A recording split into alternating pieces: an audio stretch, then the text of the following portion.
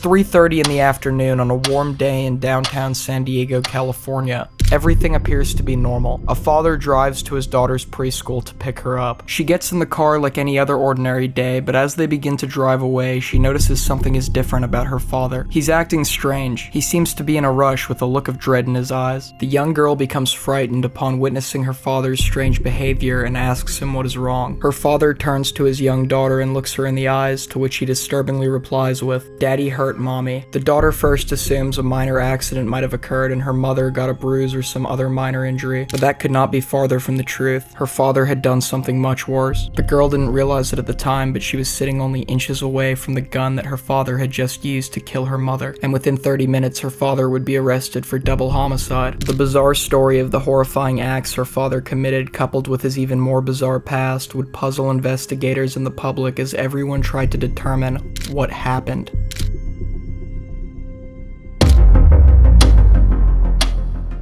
October 21st started out like any other day. For the authorities, it seemed to be an overall quiet day in San Diego. Nothing appeared to be out of the ordinary. There were some occasional break-ins, carjackings, and disputes, but nothing that was abnormal for a major city in the United States. However, as the day went on, it would not remain so quiet for police. At around 3 o'clock in the afternoon, a 911 operator received a call. At the other end was a man who sounded shaken and nervous. The operator asked him what was wrong, to which he replied with, "2 people have been killed in an apartment in downtown San Diego." The man went on to tell the operator that his name was Ali Abulaban and he had shot and killed his wife and another man at his apartment in East Village. The operator couldn't believe what they had just heard, but before they could fully comprehend the situation, the man at the other end had hung up. Police were immediately dispatched to the apartment building in East Village, and when they entered, they were confronted with a brutal crime scene. Inside the apartment, police discovered the bodies of 28-year-old Anna Abulaban and 29-year-old Rayburn Barron, a friend of Anna's. Both victims had been ambushed while talking with one another in the apartment and shot with a pistol from close range. Barron was shot 3 times and Anna had been killed with a single shot to the head. The scene was brutal, but it was pretty clear to police what had happened. Anna's estranged husband, 28-year-old Ali Abulaban, had already confessed over the phone to the crime only moments prior. An APB had been put out on his car and he was quickly spotted by police and arrested while driving with his 5-year-old daughter. Inside of the car, police found a pistol which would later match the ballistics of the one used to shoot Anna Abulaban and Rayburn Barron. Ali confessed to the shooting over the phone and while in custody. Security cameras captured him in the elevator and police quite literally had the smoking gun. The case seemed to solve itself. However, one question would not be so simple to answer. What would possess a man with no violent criminal history to suddenly snap and shoot 2 people in cold blood?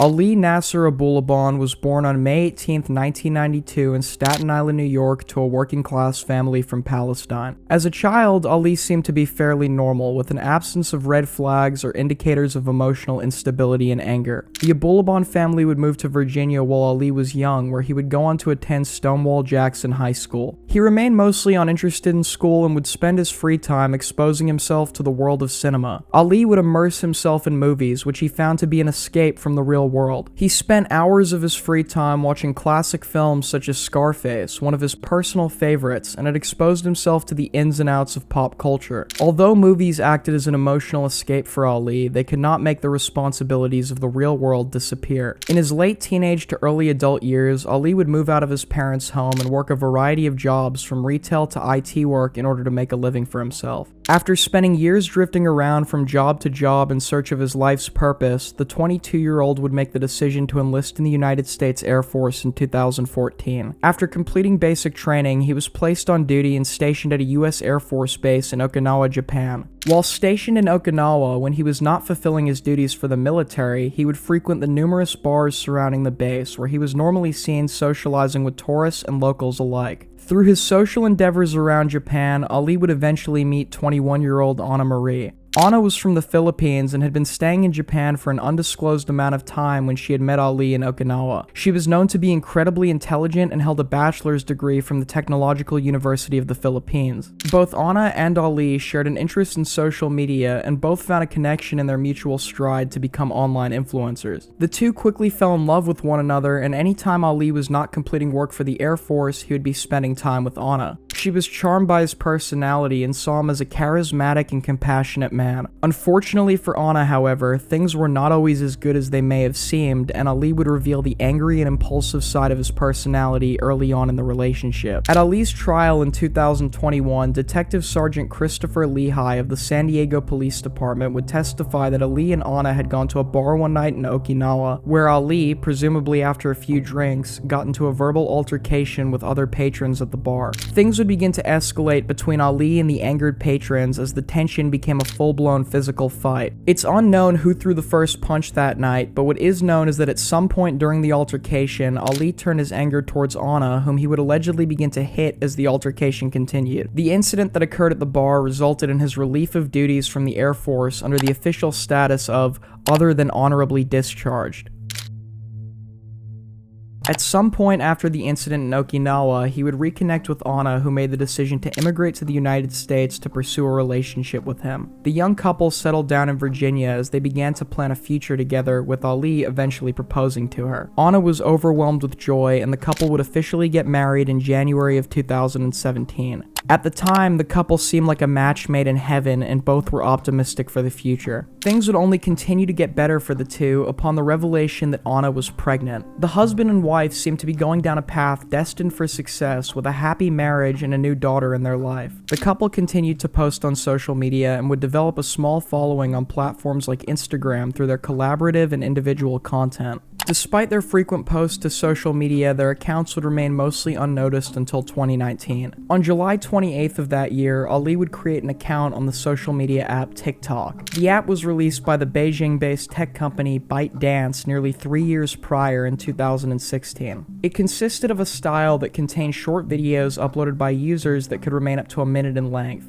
The app had tapped into the nostalgia brought by platforms like Vine that presented influencers with a simple but engaging format and brought numerous creative opportunities. In 2018, the app would see a spike in popularity, with millions of new users creating accounts and uploading content to the site. TikTok had become filled with an abundant variety of posts featuring everything from comedical skits to serious political commentary. The app was arguably revolutionary in the sense that it gave seemingly regular people the opportunity to achieve the levels of internet fame and success from their phone that were only previously achievable in the past through luxuries such as fancy editing and equipment. Going under the handle Jin Kid, Ali would become one of the thousands of seemingly ordinary people to achieve success and develop a following on TikTok. His long-held interest in pop culture and cinema would manifest through his TikTok page as he uploaded numerous skits and impressions of characters from the films and video games that had captivated him in his childhood, such as Tony Montana, John Wick, and a variety of characters from the game Skyrim. On November 27th, 2019, Ali would upload a video to his TikTok page titled Skyrim in Real Life. The skit portrayed Ali as a non-playable character from Skyrim, and he would go viral in the TikTok algorithm, amassing over 3 million views. He would go on to turn his Skyrim video into a series, with each installment garnering millions of new views and thousands of new followers for his page. It would seem that Ali had finally hit his big break as his channel rose to nearly 1 million followers. As his platform on TikTok grew, so would his Instagram account, which would reach over 200,000 followers. With all of the new attention on his Instagram in addition to his TikTok, Ali made the choice to be more open with his audience about his life and his quote-unquote picture-perfect marriage. This decision would act as a precursor to a series of events that would later unfold and lead to the destruction of Ali's life and his eventual downfall.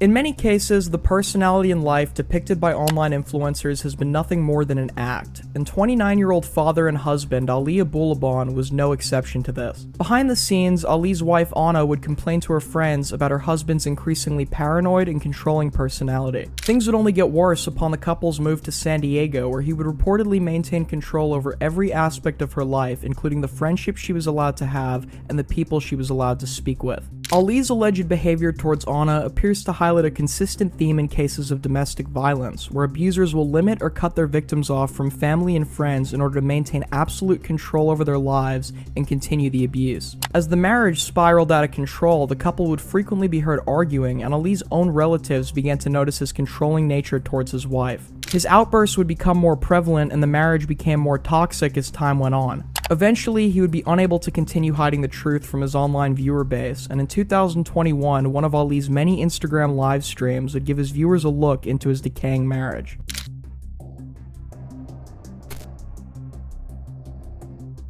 In the live, Ali appears to sit in his cluttered apartment while yelling at his wife. It is unclear what had preceded the argument and initially set Ali off, but the ensuing outbursts would put his anger on full display for those who were watching.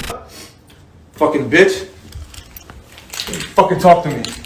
I'll bring you to San Diego for what? So you can run to your friends? Fucking bitch. You're not even an American citizen. I brought you to this goddamn country. Name one man that would do that shit for you, bitch.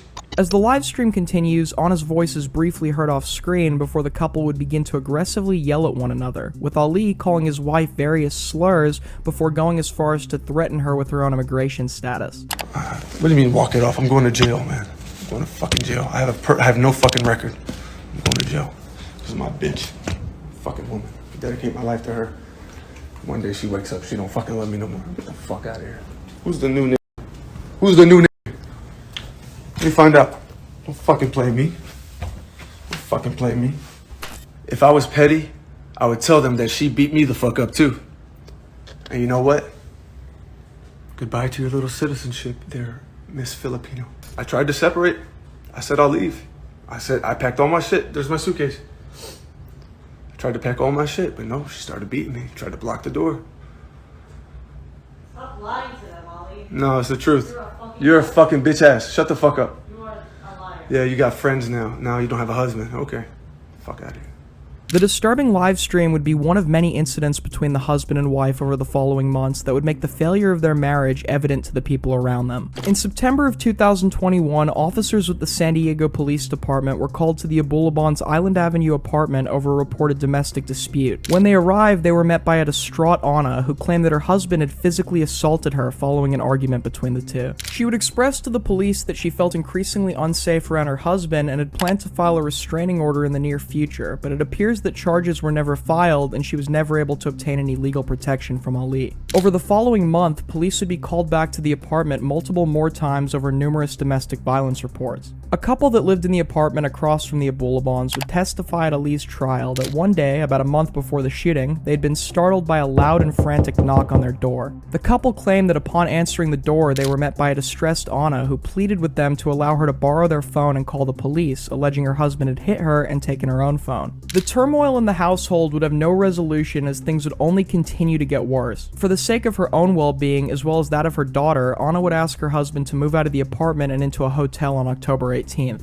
He was absolutely enraged by this suggestion, but decided to comply, possibly out of fear of getting arrested following the numerous visits from the police. Even though he was initially willing to stay in the hotel and comply with his wife's request to move out, Ali's rage and anger only grew while he was away as his desire for control became unmanageable and he inched towards his breaking point. On the morning of October 21st, after being deprived of having control over his wife and his marriage, Ali would finally snap. Unbeknownst to Anna, he had secretly made a copy of the key to the apartment and would re-enter that morning while nobody was home. Upon entering, the unhinged Ali would ransack the home before finding his daughter's tablet and installing an app on the device with a disturbing purpose. You see, the app Ali had installed onto his daughter's tablet would allow him to remotely access it from his cell phone and listen in on conversations in the home through the device's microphone. The act was in clear violation of his family's privacy and would adhere to the continuing theme of Ali's need for control, which he was unable to give up even when presented with the threat of losing his family. Anna was understandably disturbed after returning home and finding her apartment vandalized, as she increasingly felt more alone and in danger. She maintained a large group of friends, unbeknownst to Ali, that she deeply cared for and would regularly speak with. Later that day, she welcomed one of these friends, Rayburn Barron, into her home to provide her with company following the disturbing events that had unfolded earlier. The two laughed and spoke with one another as the day went on. For the first time in a while, Anna was finally smiling again. Sadly, however, her joy was only temporary.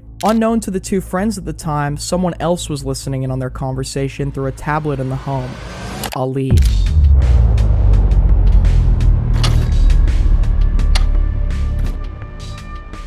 He listened as he heard Anna's voice speaking with another man. As he heard the two laugh together, his rage and hatred reached a boiling point. If he could not have Anna, then no man could. He grabbed a pistol he owned and raced to the apartment. He entered the building filled with pure anger as he made his way to the elevator. Inside, as he neared the 35th floor, he loaded his pistol. He would approach and enter the apartment, gripping his gun tightly as he immediately opened fire on Baron, shooting him repeatedly. Anna was stunned as Baron fell to the ground and she froze in fear. She looked into the eyes of her estranged husband as he calmly raised his gun and with a single shot ended her life.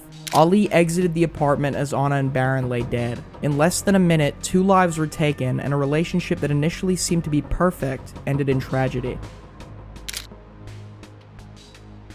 Ali Abulaban was arrested and taken into custody following a brief police chase on I-15 with his 5-year-old daughter in the car. Under police interrogation, he would confess to the murders of Anna and Rayburn, claiming that he believed his wife had been cheating on him despite investigators finding no evidence of this claim. He would later retract this confession and eventually deny that he ever made it altogether, taking a plea of not guilty and insisting on his innocence. Luckily for Deputy District Attorney Taryn Brast, Ali's confession would not be needed to have a chance at securing a conviction in the case, thanks to the mountains of evidence linking him to the crime, including surveillance video, DNA, and ballistics. In addition to all of the material proof implicating Ali in the murders, multiple witnesses would come forward to the media before and throughout the trial to attest to his relationship with Anna and the dark side of his personality. One of these many witnesses would be Cassie Conroy, Anna's friend of 15 years who would go to Fox 5 and give an interview discussing her friend's relationship with Ali in the months before the shooting. In the interview, she would discuss his obsession with Anna and his controlling and abusive behavior towards his wife. One instance was described in which Conroy tried to contact her friend on her cell phone, only to hear Ali on the other end as he would reveal that he had quote-unquote confiscated his wife's phone. In addition to her friendship with Anna, Conroy also spent a considerable amount of time with Ali personally, and would paint a picture of a narcissistic and impulsive cocaine addict who would assert complete control over his wife and would make every conversation about himself. Interviewers were told by Conroy that she knew things were bad between the couple, but would have no way of predicting the horrific killings that were to come. Over the following weeks, as those related to the Abulabans would go to the news with their numerous sides of the story and form multiple narratives, one man would suddenly appear for an exclusive interview that would shock the investigators, the media, and the entire country. The man was Ali Abulaban himself.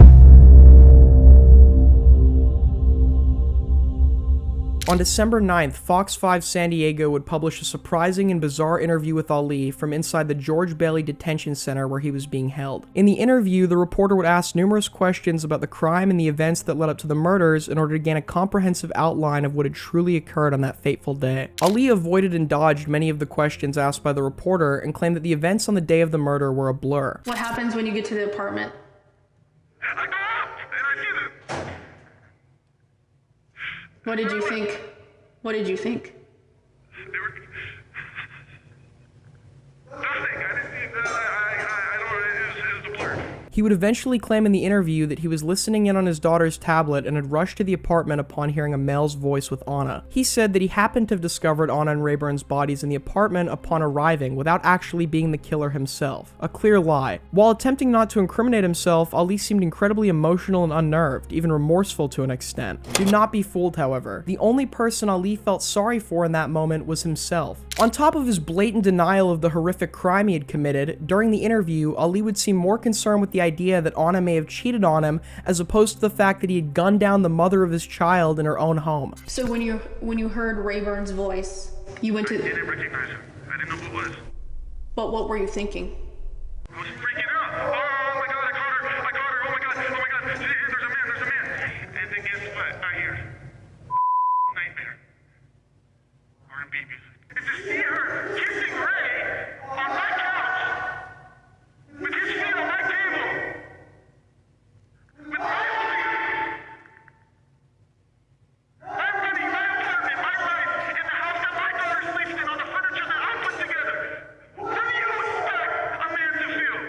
Every tear he would shed in the interview was for himself, as he somehow became deluded enough to think that he was the one who was wronged in this situation, as opposed to the people he killed and the daughter he left without a mother. All the tears and crying displayed in the interview came from Ali's own realization that he would spend the rest of his life rotting in a cell, where he belongs. As Ali's trial began in September, he would make headlines again following a courtroom outburst during witness testimony. Several witnesses took the stand Monday, including a detective who talked about Ali's demeanor after the shooting. and that led to another outburst. You think I wanted this? All right, I wanted this. Who the you? Mr. Bullabot, Mr. Bullabot, I need you to stop. My life is destroyed. Mr. Bullabot, I need you to stop. It is unclear whether or not Ali was attempting to feign insanity for a possible defense with this outburst, but it does demonstrate how he has absolved himself of all wrongdoing in his mind. He screamed at the testifying detective asking, "You think I wanted this?" when the answer to that question is clear. He demonstrated exactly what he wanted the day he, as a grown and independent man, decided to load a gun and murder the mother of his child and her friend out of his own selfish need for control. He could have gone down the route that thousands of other men take when facing hardships in their relationship and separated from his wife the legal way. Ali had money and a growing career. He could have split from his marriage or tried to work things out, but instead he killed Anna and left behind grieving relatives and a torn community. All of this damage in addition to his daughter, who will grow up without a mother that she will know was killed at the hands of the very man supposed to protect her, her father. Ali became used to his expanding spotlight and came to believe that only his wants and needs mattered in the end. The lives of Anna, Rayburn, his daughter, and the community did not matter to him as long as he got what he wanted, and even as he is facing the reality of his actions, he still sits in denial. This sad story reflects an all too common theme of people who portray themselves as happy and carefree for the internet while facing a not so perfect reality behind closed doors. The cycle of domestic violence will continue if not interrupted, and in some cases, may even become deadly.